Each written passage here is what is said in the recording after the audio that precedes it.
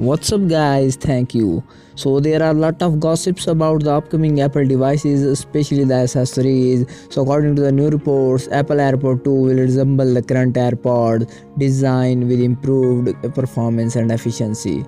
As far as the design of other species are concerned, there are not many jaw-dropping changes.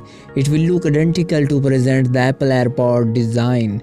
There will be significant changes in overall performance and sound quality. Furthermore, there will be some new sensors which will allow user to get health features. User can measure heart rate with the AirPods 2, although there are no constructive details about its battery life. Apple is expected to retail it in two color options of black and white at the price of $200. If we're talking about the AirPower Wireless Charging Pad, so there are many speculations about the AirPower Wireless Charging Pad.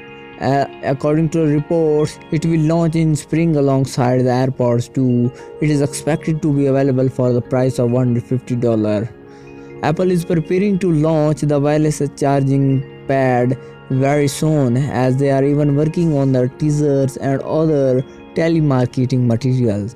AirPower Wireless Charging Pad will work with all the latest and old iPhones, featuring wireless charging capability.